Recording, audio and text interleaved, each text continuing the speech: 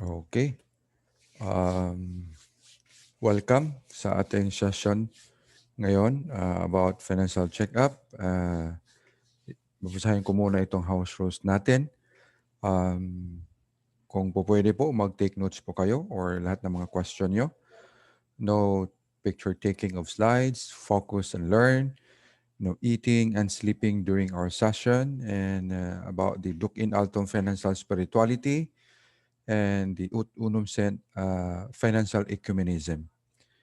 And this is what you're going to do. Indicate your name and the one who invited you. Examples, Jesus underscore SMD Marlon, or Mary underscore SMD Marlon, or Joseph SMD Marlon.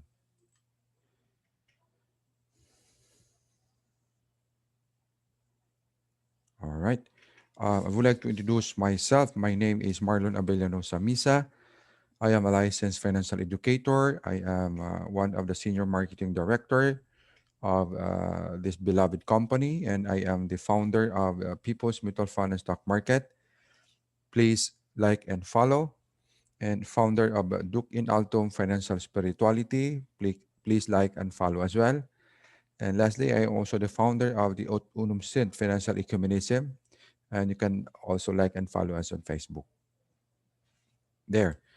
So before we proceed, we will start with a prayer, the True Millionaire's Prayer by Brother Bo Sanchez. In the name of the Father, the Son, and the Holy Spirit, amen. Lord, I ask you to bless me so that I may become a blessing. Lord, I commit myself to enrich others, but because I cannot give what I do not have, I commit myself to become rich. I commit myself to serve you and to serve the poor with my wealth. Today, I open myself to the abundance of your universe. Use me as a channel of love. Give me the ability to create wealth that will bless the world. Increase my financial wisdom and expand my territories. I place my life in your hands. In Jesus' name, amen. In the name of the Father, of the Son, of the Holy Spirit, amen. All right. So, welcome again to our poverty eradication orientation through financial checkup. No? Paalala na po natin sa lahat na ito pong company natin, we're making a very wonderful innovation in the financial industry na kung saan nagbibigay po ng inspirasyon sa maraming pamilyang Pilipino. Kasi nagtuturo po ang company natin paano mag-build yung future by taking control of your money. Yan po ang noble mission ng company natin. At ang company naman namin, ito yung vision, no? We're letting people, lahat ng mga pamilyang Pilipino na magka-earn what the wealthy are earning. And ang mission naman natin is no family left behind, no? Lahat po bibigyan ng chance, equal opportunity, lahat tutulungan para maiahon sa kahirapan ang maraming pamilyang Pilipino. At ang goals naman natin at objective, we move people from dreaming to doing. No?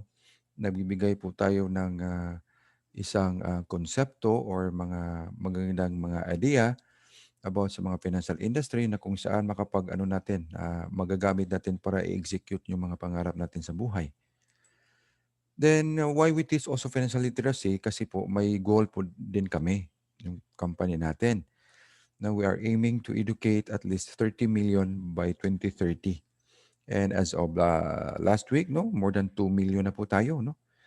At ang kagandahan din yan, nagbibigay din tayo ng itong tinatawag ng workbook na kung saan magtuturo sa atin sa lahat ng mga konsepto na pwede nating i-apply in building our strong financial house. Kasi dito din sa manual natin at handbook, tinuturuan din po tayo at nabibigay sa atin ng idea na financial education is not just for the wealthy, it's for everyone. Kaya nga dito, the secret to saving and building your future, lahat ng mga pamilyang Pilipino binibigyan po ng chance and opportunity at mga magandang mga information para sila magiging financial educator sa kanilang pamilya, sa kanilang sarili, para magkaroon sila ng chance na ma-inform sa kagandahan ng itong tinatawag na order of priority of needs na kung saan very important in building a strong financial house. Right? So ito po ang ating bibigyan ng pansin ngayon. Now, there is a big difference between building a financial foundation and get rich quick schemes. No? Lagi natin tatandaan yan. Kasi itong mga idea sa mga get rich quick schemes, ito yung mga tao na nagbi-build ng financial house nila sa ano po, sa buhangin, or they're building their house, their financial house in the sand, na kung saan wala pong foundation, hindi po very strong. Pero dito po ngayon, malalaman natin paano ba talaga i-build yung strong financial house natin. Ito ang gawin natin. One of those things na kailangan natin i-apply, gawan natin ng financial check-up yung sarili natin. No? Kasi may tanong nga, how financially healthy are you? Kasi karamihan ng mga tao, ang nasa isip nila is, pag sabing check-up, ang nasa isip nila is yung physical, yung physical aspect. May iba palang klase na check-up, kundi financial check-up. No? How financially healthy are we? So ito yung bibigyan natin ng pansin ngayon para malaman talaga natin ano ba talaga ang kulang. No? Saan ba tayo nagkamali? At dito, itama po natin yung mga mindset ng mga ganyan. Bakit? Kasi dito, you can build a proper financial foundation by, determining those challenges. Ang una, no, to protect your family for your life, health, and disability. Second, to reduce your liabilities and get out of debt sooner. Third, dealing with constant changes in your job, career, or business. Fourth, living a long life without adequate income. So ito yung mga challenges, no? Kapag gawa natin ng financial check-up yung sarili natin, ito yung dapat nating tingnan. Kasi ang kagandahan din yan, itong mga challenges na ito, may mga solusyon na po yan. Ito ang dapat nating gawin, no? To help you and your spouse understand money basic. No? Number two, to assess your current financial situation.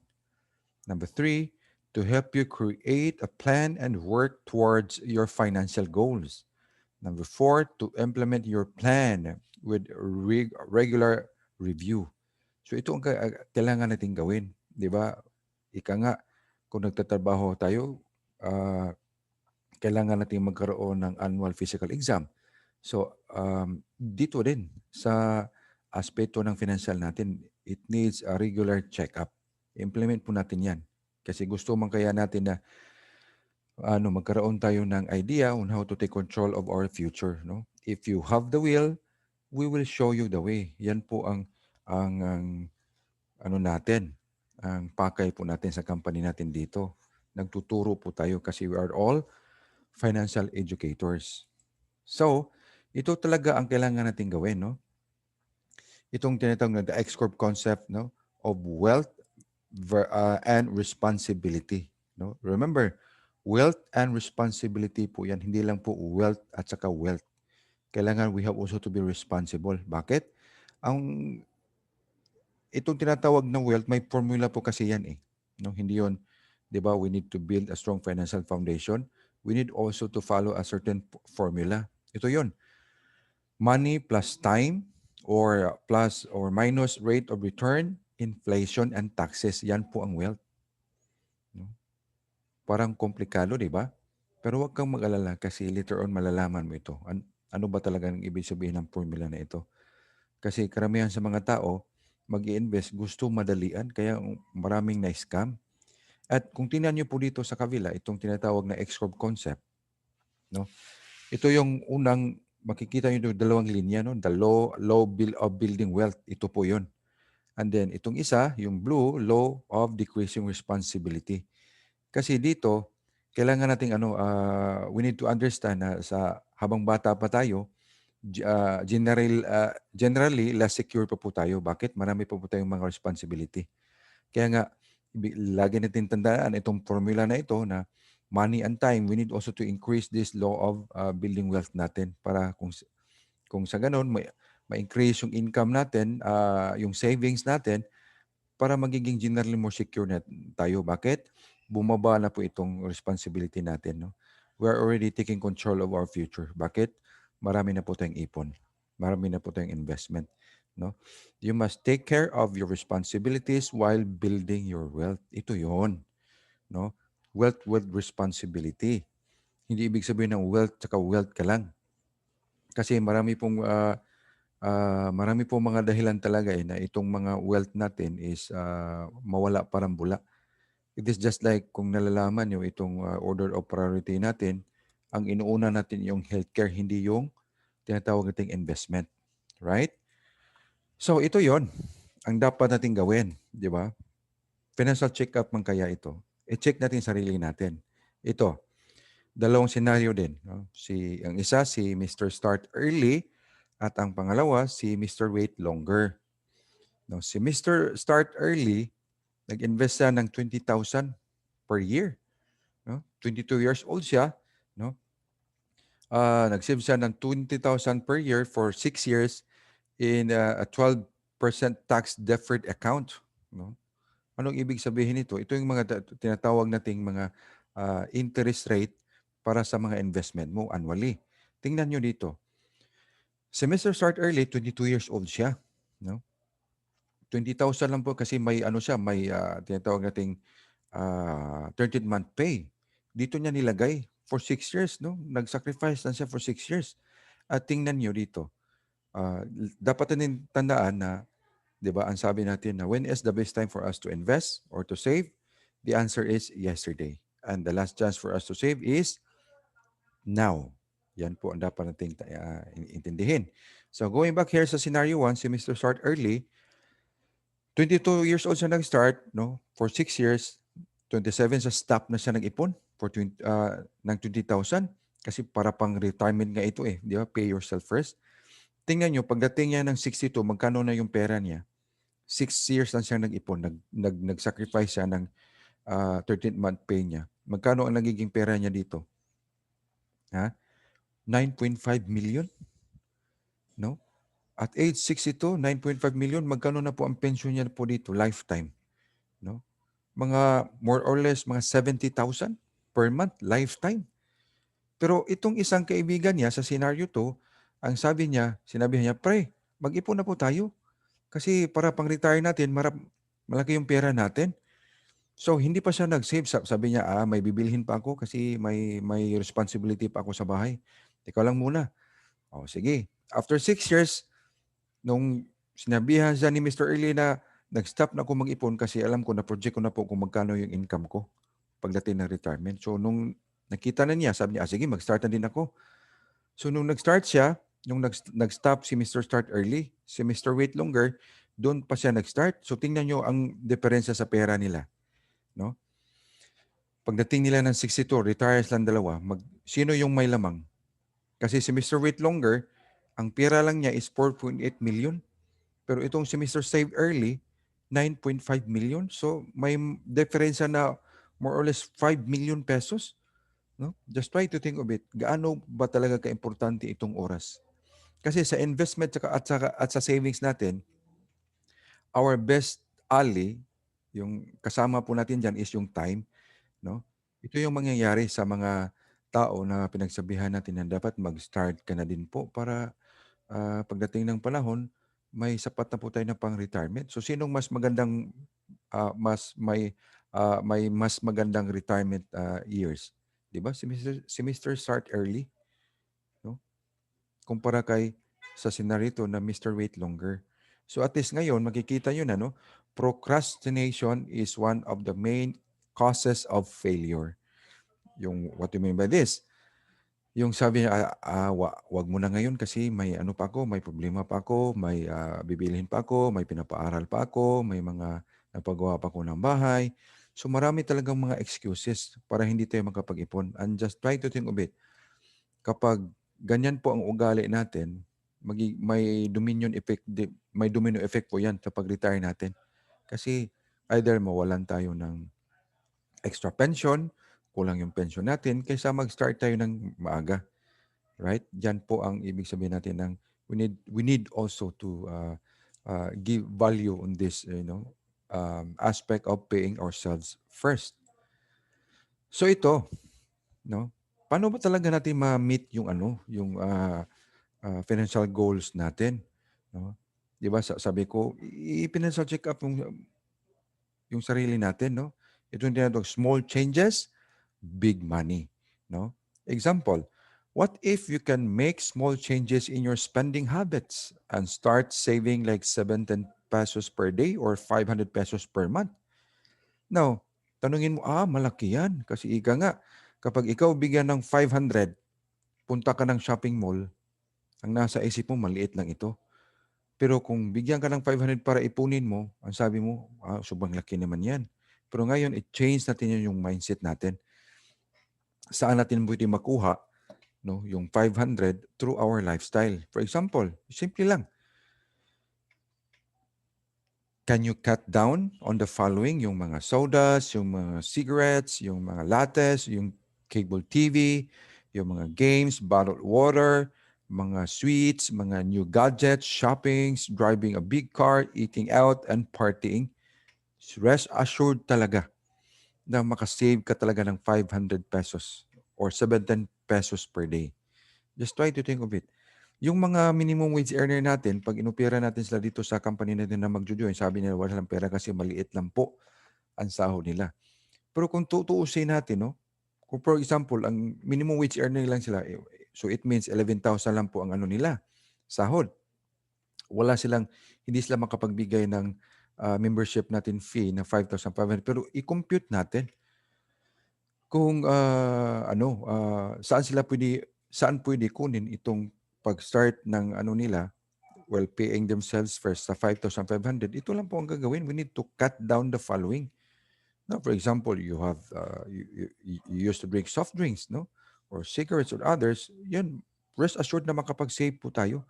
Just try to think of it. Pag mag-save tayo ng 500 pesos per month, no? At 12% interest rate in 35 years, milyonaryo na po tayo. No? Milyonaryo na talaga po tayo. And if you can increase your saving per month to 1,000, so you could have 5 million ka. So ika nga, dapat sana kapag napag-inform tayo ng maaga, rest assured na kapag pina-execute natin itong tinatawag na small changes and big money, rest assured na pagdating natin ng senior years natin, milyonaryo tayo. Discipline and consistency are the keys, no? The effect of taxes and inflation on your purchasing power, ito po yan ang computation.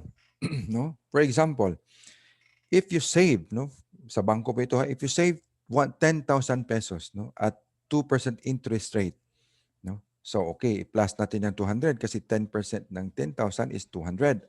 2% of 10,000 is 200. Plus magbayad ka pa ng tax. Magkano? 20%. So less 40 pesos yan, no? Kasi 20%. Dito sa 200.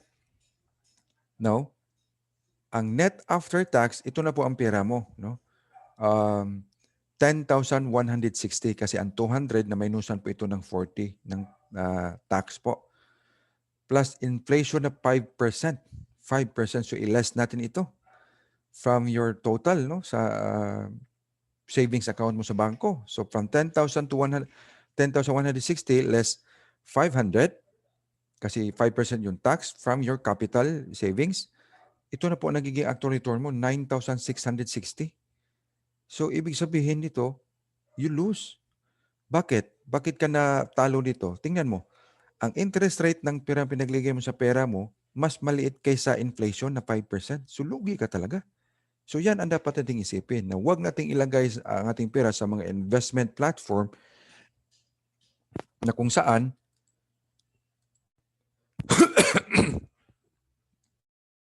excuse me, na kung saan mas maliit yung tinatawag nating interest kaysa inflation. Pero kung dito mo ilagay sa isang aspeto na investment platform na nagbibigay sa iyo ng mas malaking interest rate, panalo ka. No, tingnan mo dito. Kaya nga, 'di ba, maraming nagsasabi na bakit nawawala ang pera ko sa bangko? Hindi ko na ngayon ginagalaw. Kasi hindi sila hindi nila naintindihan ito. Itong effect ng taxes sa purchasing power ng pera natin. Kasi every year po, kapag dito, mawawala talaga itong 10,000 pesos mo dito. Kasi palagi siyang nagma-minus dahil sa inflation. Kaya nga, dapat natin intindihin, ilagay natin yung pera natin sa mas mahabang interest rate. Alright? So dito, 7% yung interest rate. No? Tapos, ang inflation is 5%. So, i-less lang yung 5. Yung 500. So, ito yung actual return. So, may income siya na 60 pesos per year. No?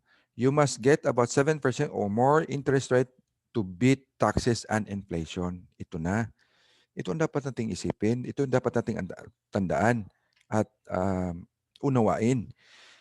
Are you winning or losing in the money game? Kapag dito mo nilagay, panalo ka or talo? Ikaw po, kapag dito mo nilagay, panalo ka. Pero good thing also that in the investment platform, mas may malalaki pang tinatawag nating interest rate at mamalaman po mo po yan sa susunod na mga slides natin. No? We need to understand the real rate of return. Sa bangko, hindi yan, ika nga, the bank are not, they are not there to educate you about finances. No? Kasi kapag pinag-educate kanila, hindi ka na mag-deposit ng pera sa kanila. Last week nga, pumunta ako ng bangko, umupo ako sa isang silya doon, tapos may lumapit sa akin na magandang babae. Ano po yun siya? Parang loan officer ata yun. Nag-share siya ng maraming mga sangkatutak na mga ng mga investment platform. No, nag-open siya ng laptop, pinakita niya yung mga indexes, yung income ng pera. At nang tinanong niya ako, nasabi, "Sir, ano pong trabaho mo, sir? Saan ka connected?" Nung nagsabi ako sa IMG, hindi na siya nagsasalita. Sorry sir, IMG ka pala. So yan, kasi alam talaga nila na dito sa IMG, lahat ng mga tao gagawing financial educator. Alam na po nila yung mga sekreto ng mga bangko. They are there to entice people to deposit their money through by creating very enticing products, no, yung mga education for kids, yung mga investment platform sa mutual fund. Pero ika nga, sila ang magka-income sa pera mo, hindi ikaw. So yan ang dapat nating intindihin, no? Understand the real rate of return. All right? So ito na, no, 'di ba? We need to understand the real rate of return sa pera natin. For example, dito sa scenario, 'di ba? Kapag inflation is aabot ng 5%, no? I-disregard mo na itong tinatawag nating interest rate na 4% kasi talo ka po dito. Bakit? Mas lesser yung interest rate kesa inflation percentage. Kaya nga, ngayon nalaman mo na saan mo dapat ilagay yung pera dito sa mas mahabang yields, no? Yung 8% or 12% or more. In short, you have now to start investing your money not in the bank but through mutual fund, right? For example, sa mga scenario na ito, the power of compounding interest using the rule of 72, ito yung nagbibigay sa iyo ng idea na ilang taon ba magdodouble yung pera ko? So, ang sagot niyan, depending din po yan sa interest rate na pinaglagyan ng pera mo. No? For example, ito yung pinaka-the best kasi itong 12%. For example, nilagay mo dito sa 12% sa scenario C, number 3. Applying the rule of 72, it means your money will double every 6 years. Just try to think of it, once ka lang po mag-invest dito, tapos you let money work for you. And rest assured na pagdating ng retirement mo, kapag ikaw ay 29 years old, pagdating ng 65 mo, may 6.4 million ka. Mayroon ka ng pension na tinatawag natin 55,000 plus lifetime per month. Pero just try to think of it. Once ka lang po naglagay dito at din sabihin mo man sa sarili mo na, how can I have 100,000? 20,000 lang po yung sahod ko monthly. So, simpleng-simple lang.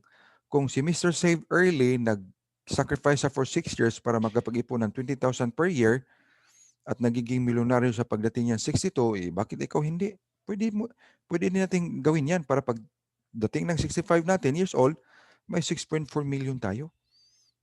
Yan ang kagandahan. Now, the difference between 400,000 at 4% versus 12% interest rate is 6 million. So, ganyan talaga kakapanalo kapag nilagay mo ang pera sa mas malaking yields, no? 6 million is equivalent to 20 years salary of a person who works at an hour salary of 300 or 20,000 or 25,000 pesos per month.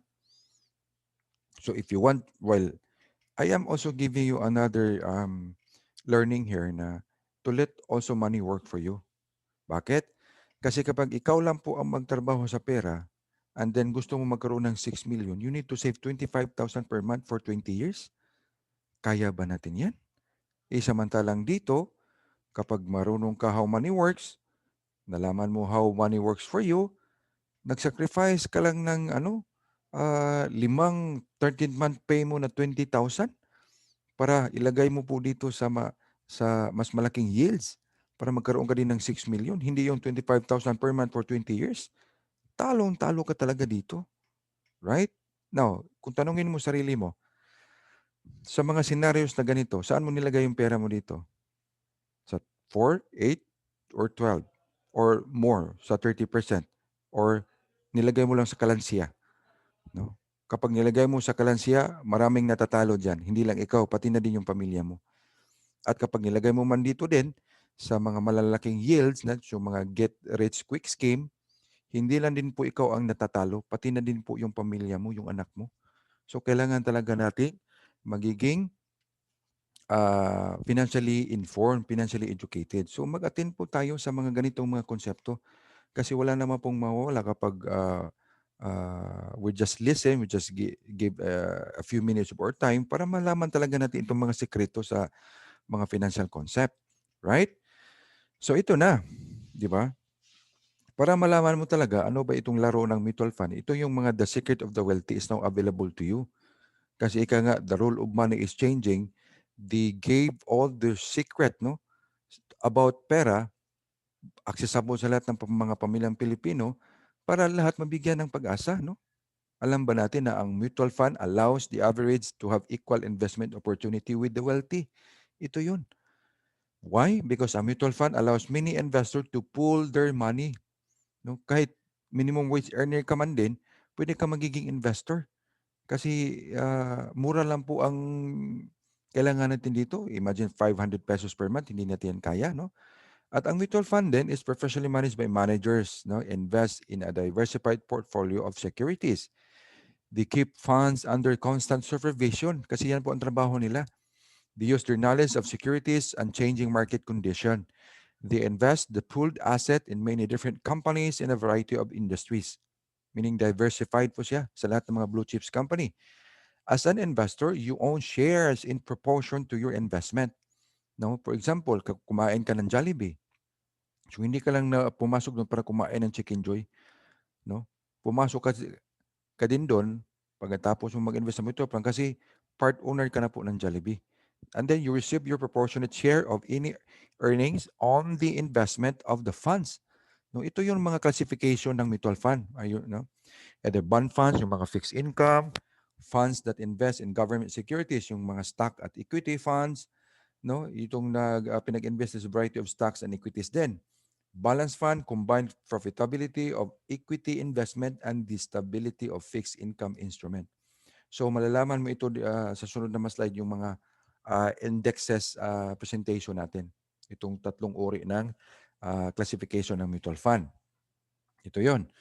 Money cost averaging po yan. For example, no, nag-invest ka ng mutual fund 100 pesos per month. No?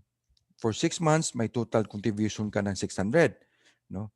Pero tandaan mo na pag invest mo dito sa first month ng 100, ang price per share is 100 din. So magkano ang accumulated share mo is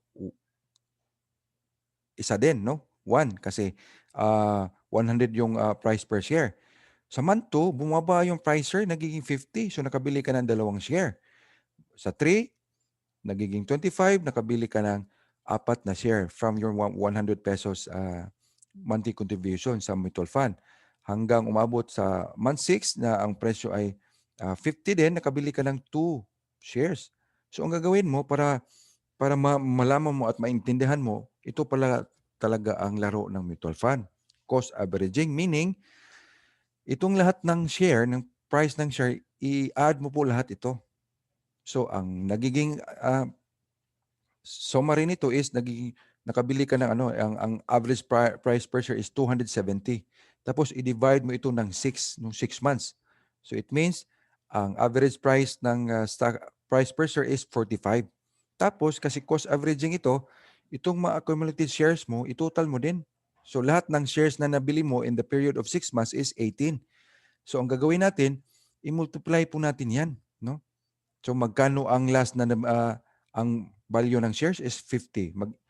So ito, ilang shares na bili mo? 18. So i-multiply natin yan. So 18 shares times 50 last share price. Ang total is 900 total value after 6 months. So ito yung nangyayari ng pera mo. Nag-invest ka ng 600, after 6 months, nagiging 900 yung pera mo. No? Total value after 6 months. Total contribution, 600. Ang gain mo after 6 months is 300 pesos. So just try to think of it. In the period of 6 months, 50% ang nagiging return mo for the period of 6 months or 8.33% per month. So ganyan ang kagandahan kapag alam natin itong tinatawag na mga complexities sa investment sa mutual fund, no? At huwag kang mag-alala kasi dito sa company natin tinuturuan po tayong lahat. Right? Yan po ang money cost averaging. So ito yung mga senaryo, no? No? Let's do the math. Mr. A has 100 pesos per month to invest in the three scenarios which one ends up doing better. No? Kung ikaw, no, paki-type nga dito kasi kung nakatingin ka man dito sa screen natin, paki-type nga dito. Saan mo gusto na scenario dito? Scenario 1, scenario 2, or scenario 3? Paki-type nga dito sa chat box natin. Right? Kung saan mo gusto. Scenario 1 ka ba? Scenario 2 or scenario 3? Right? Be certain in uncertain time, ha? No? Time, not timing, is the better ally to help build wealth for your family. Building wealth requires a lot of discipline and time. This is not a get rich quick scheme, right? So, kung whatever scenario ang napili mo, i-discuss natin, no? I-discuss natin dito sa sunod. Ito yung scenario 1, no? Sa 100 pesos na share mo, ito po yung fluctuation ng mga indexes sa mga value ng per share, no? Sa 100 pesos na investment mo, dito, 10, nakabili ka ng 10 shares, 7, 8, 7, 6, 5, taka hanggang until nakabili ka ng mga 5 shares. So, i-total po natin lahat yan. Nakabili ka in total na 42.28%. So, ang value ng net asset, no, ng per share sa last buying mo is 20 pesos. I-multiply natin. Ito, total share, last share price, 20 pesos. So, ang total is 845. Ang pera mo, 600 pesos. Magkano nagiging income sa pera mo? 245 pesos, 0.60. So, nagka-income ka ng 41% for the period of 6 months or 6.8% per month. So, kapag ang inflation rate is 5%, panalo ka pa rin kasi mas mataas po siya. Ito yung scenario 1, naka-earn ka ng 245 pesos. Sa scenario 2, same din, 100 pesos. Ang total share na nabili mo is 85.25 pesos. Tapos, ang last value ng share price is 10 pesos. Multiply natin. Ganito talaga dapat gawin, ha? Just follow. So, times 10, you have total value is 852. Total contribution mo is 600 pesos. So, naka-gain ka ng 252.50 pesos or 42% over the period of 6 months or 7% per month. Panalo ka pa din kapag 5% lang inflation. Sa scenario 3, ito po. Nakabili ka ng total shares na 257 pesos. But look here, no? Ang price ng share is nagiging 1 peso. So maraming nabili mo. Nakabili ka ng 100 shares. Tapos ang last buying mo is nakabili ka ng 22 shares kasi 4.50 yung pesos yung value ng price ng share. So i-multiply natin. Lahat ng share mo 257.22 times 4.5, no? Share price, ang total is 1,157.49. I-minus natin yung contribution mo 600 kasi 100 pesos per month for 6 months. Ang na-gain mo is 557.49 pesos. So look at here. Magkano ang na-income mo in the period of 6 months? 92.9% or 15% per month. Wow! No? Just try to think of it. Kung ikaw naglagay ka dito, kasi may pera ka, nalagay ka dito ng, let's say, 100,000. So, rest assured na pagdating ng every month, sa 100,000 mo, may income ka ng 15,500. per month as your interest return from your investment dito sa scenario 3. What if naglagay ka dito ng 1 million per month? So, sa 1 million, 15%. So, it means every year, mayroon ka ng 155,000 per year na income sa pera mo dito. Imagine na, 6 months lang po ito.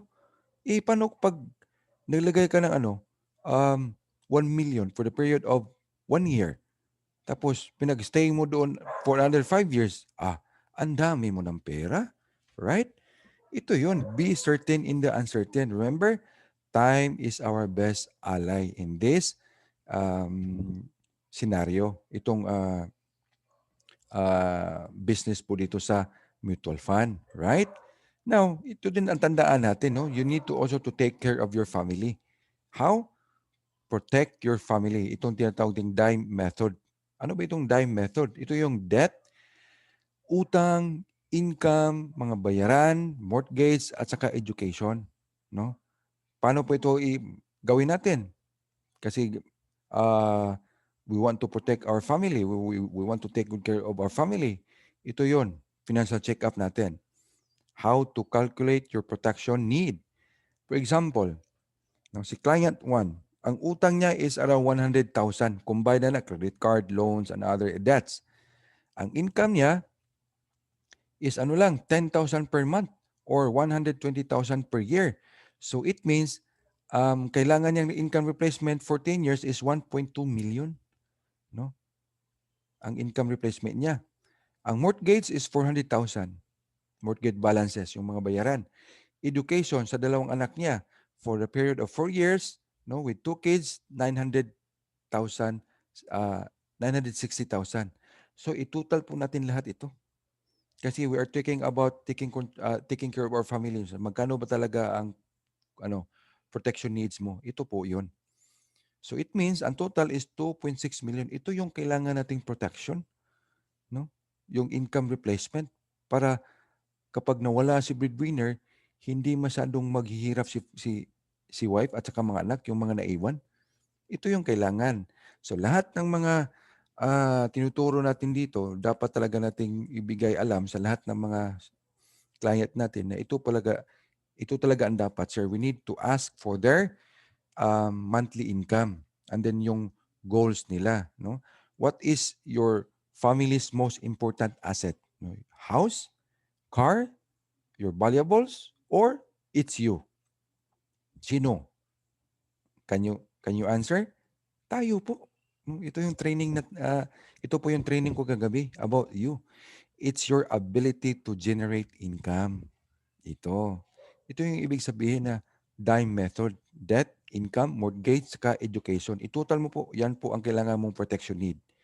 Pwede mo po yung gawin. Ngayon, pagkatapos ng session natin. So, one of the best way also in concretizing your strong financial house, itong tinatawag nating order of priority of needs. Ikumpleto natin to. No? Like building a house, you must build it from the ground up. Build it right and build it strong. Hindi yung ibig sabihin na investment lang kukunin mo kasi ito lang gusto mo. Hindi po strong foundation yan. And more so as well, you need also to manage our debt kasi personal po ito itong emergency fund saka eliminate debts. Kasi ang kagandahan talaga nito in building a strong financial house, ito pinag-highlight talaga natin itong healthcare, long-term or short-term care, saka protection, life insurance, at saka investment. At paano ba talaga natin ma-eliminate yung debts? Ito yon, i-manage natin. Pay more than the minimum. Reduce your debts sooner. Huwag yung ang babayaran mo lang is kapag ang nag-billing si credit card, ang babayaran mo lang is yung minimum na binigay ng credit card. Mali po yan. No, ito po ang gagawin mo. No, example, 216,000 credit card balance. Ang interest rate niyan is 18%. Ito pong gagawin natin, no?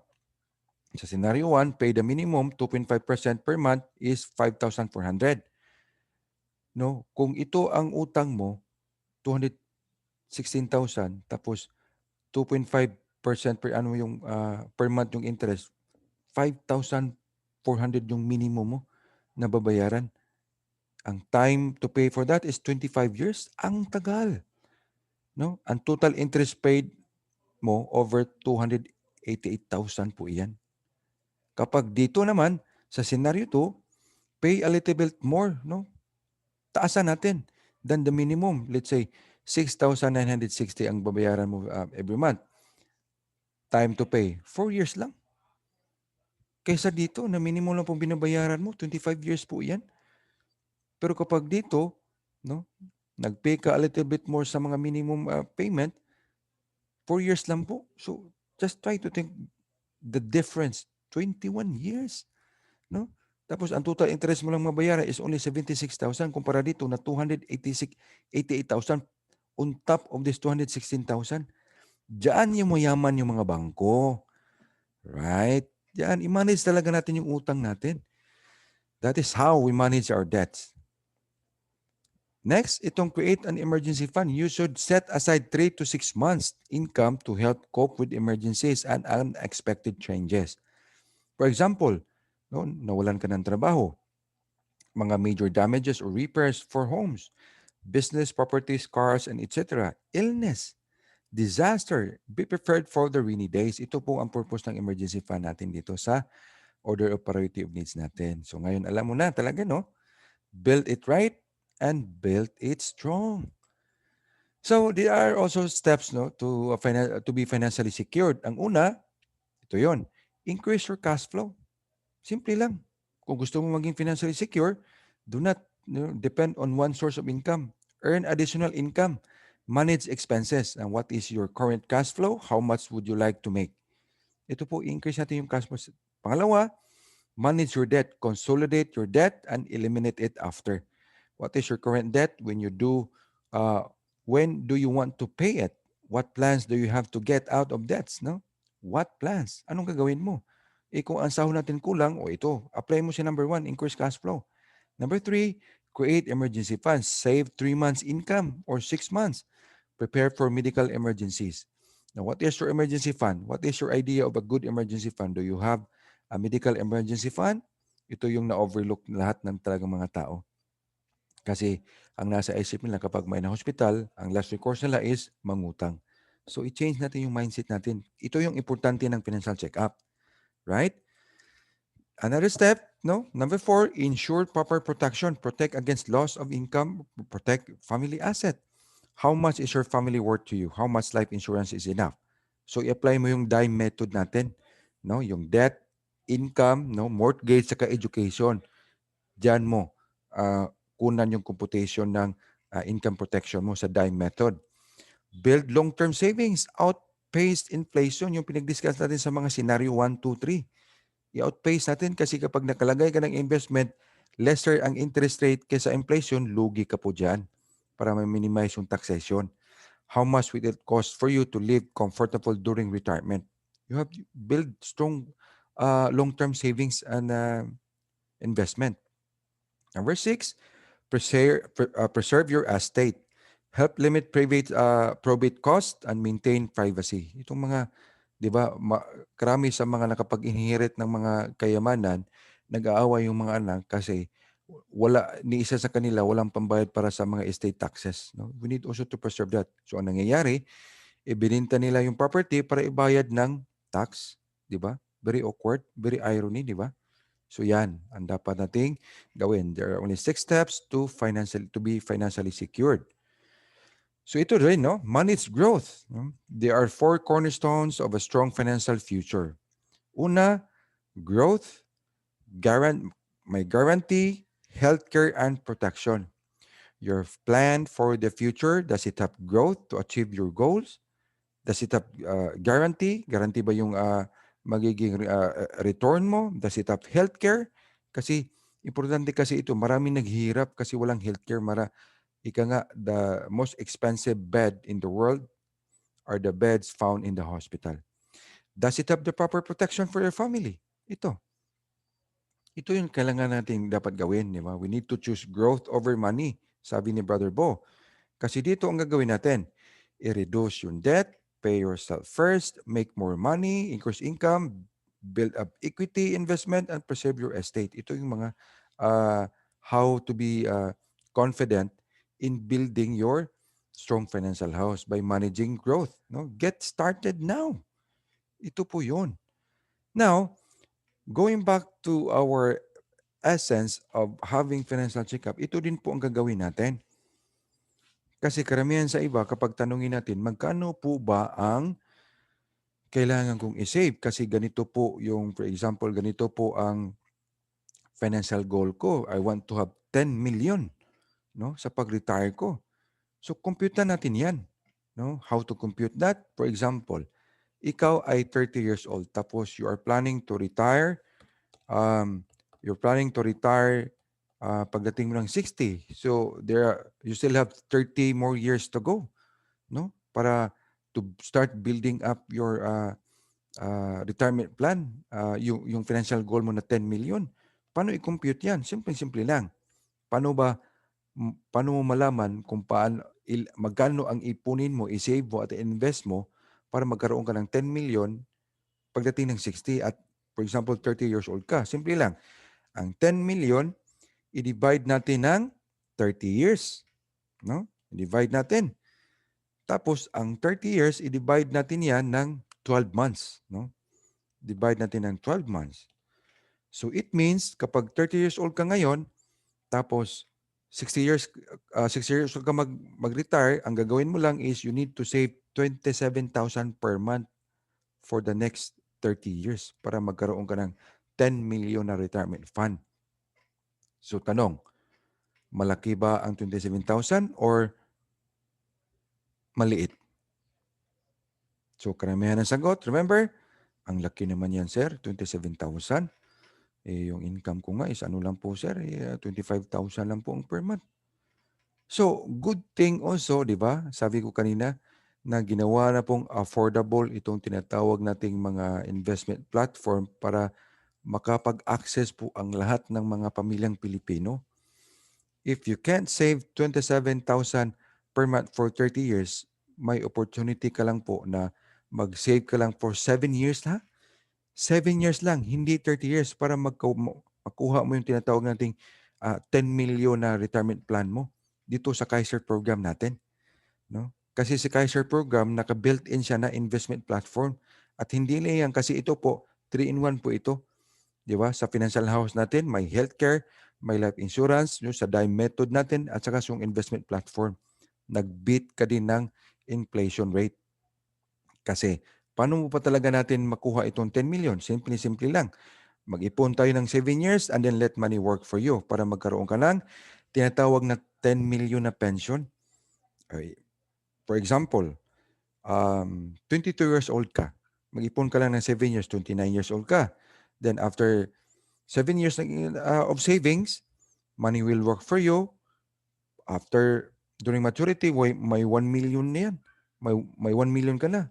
But yung financial goal mo is ano man, 10 million. So, i-park mo pa yung pera mo dito para sa pagdating ng panahon, pang retirement mo, may 10 million ka, o ito na po, mag-pension ka na. Nang wala ka nang ginagawa dito ha, mag-pension ka ng 50,000 plus per month, lifetime. Wala ka nang ginagawa. Ang pera mo na po ang nagtrabaho dito. Yan po ang ginawa ng company natin na ginawang accessible itong investment platform through our Kaiser program. Ito simple lang. Kapag malaki lang talaga sa iyo ang 27,000, pwede naman nating liitan eh. But ang importante lang talaga is makapag-start ka na. Ika nga, sabi ko kanina, get started now.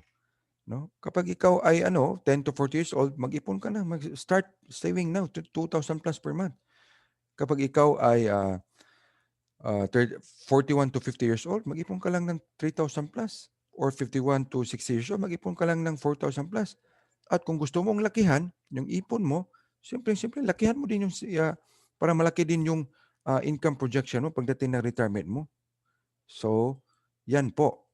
Now, sa investment side, doon sa Kaiser program natin, ito to. Explain natin. No? Kasi naka-built-in may yun sa Kaiser program natin. Baka magtanong ka, saan ba kinuha yung investment side ng Kaiser program? Ito po ang, ganito po yan. Bigyan kita ng dalawang senaryo. For example, hindi mo pinag-park yung pera mo dito sa Kaiser. Nilagay mo sa bangko, ang tawag sa'yo, depositor ka. Pero hindi pinag-alam ng bangko sa'yo na itong saving account mo dito, pinag-invest nila dito sa mutual fund na nagbibigay sa kanila ng minimum of 12% interest income. Yan po ang ini-income ng bangko galing sa pera mo at magkano lang pong binalik sa bangko sa'yo? 0.25%. So malulugi ka talaga. For example, ang interest rate is 5%. So magkano nilugi mo every year? 4.75% sa pera mong pinagdeposito dito. So it means habang tumataas yung taon, ang pera mo dito sa bangko lumiliit. Tapos ang bangko, ang income, galing sa pera mo, lumalaki. Kasi nagko-compound po ang pera nila dito. Now, may hope na kasi sa Kaiser may naka-built-in na mutual fund investment. Kapag nilagay mo dito sa Kaiser, pinagpa-park mo dito, rest assured na nagiging shareholder ka or part owner sa mutual fund sa mga blue chips company kasi diretso po yung pera mo yan dito at magbibigay yan sa'yo ng same income, interest rate na 12%. At lo and behold, magkano din ang dumating sa'yo? 12% din. That is how mutual fund work, right? Now, ang kagandahan din nito, di ba sabi ko, ginawang accessible lahat ng mga investment platform sa lahat ng pamilyang Pilipino through our membership platform. Pinag-revolutionize po natin itong membership natin para accessible na sa mga pamilyang Pilipino at binibigyan pa sila ng chance na matuto araw-araw sa lahat ng mga financial concept. At hindi lang yan, binibigyan pa lahat ng pamilyang Pilipino na magkaroon ng extra income. Paano? By becoming there, by learning all this, tinatawag nating Financial Foundation Educational Program Workshop. No? Mai-avail mo ito, part ng benefits ng company natin. No, just try to think of it. Ang ganda kaya ng mga matutunan natin dito. Number one, increase cash flow, debt management. So, pasok doon no, sa mga financial check-up natin ng mga category.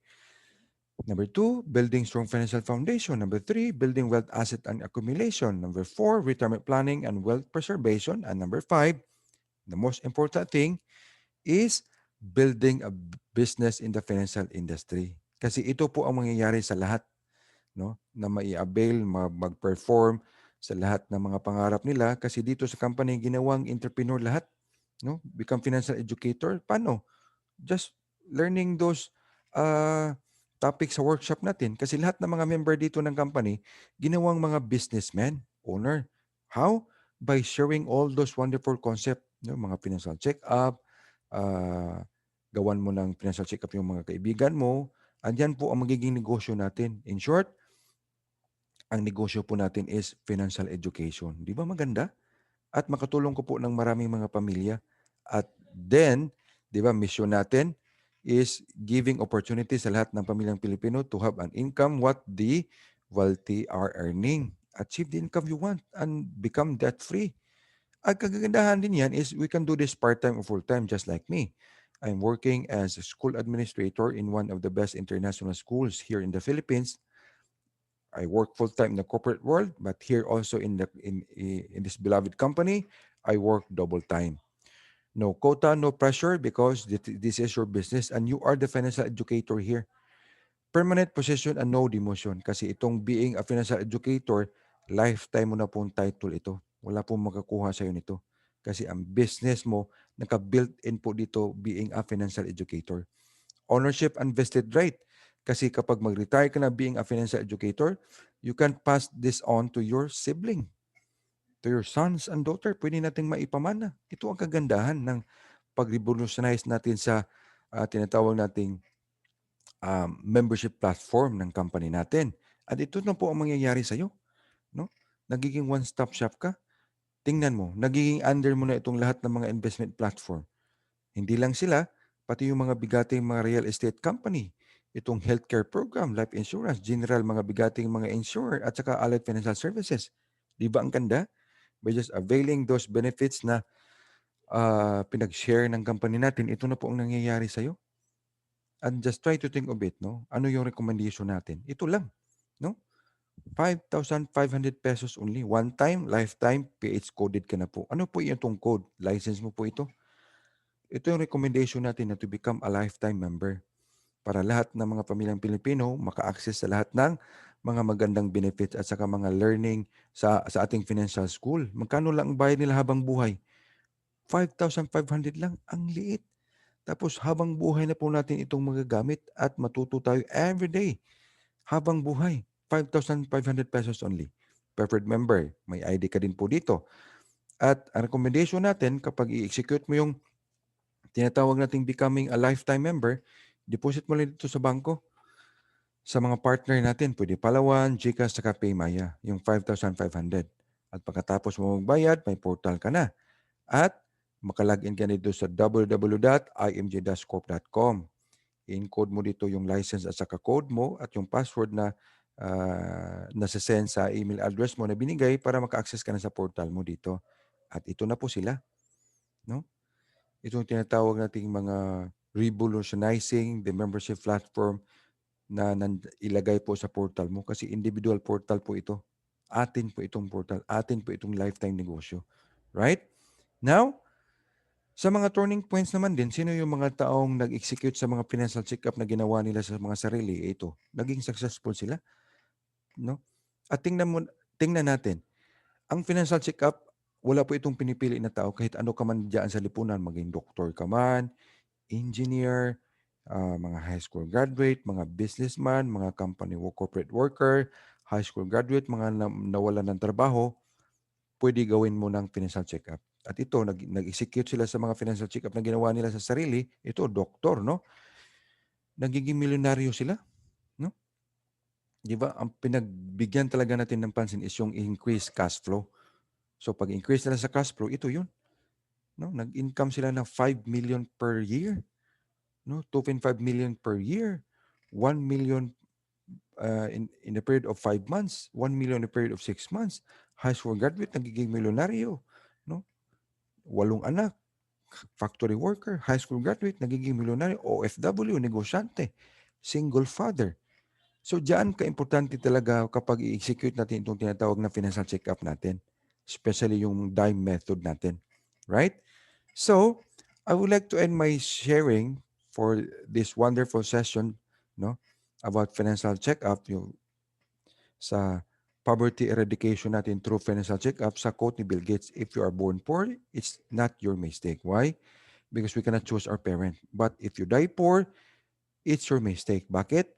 Alam mo alam mo na paano gawan ng financial check-up yung sarili natin, execute lang po natin yung mga principles sa financial check-up para ma-meet natin yung tinatawag ding mga financial goals natin sa buhay. Right? Thank you so much and to God be all the glory and God bless po sa ating lahat.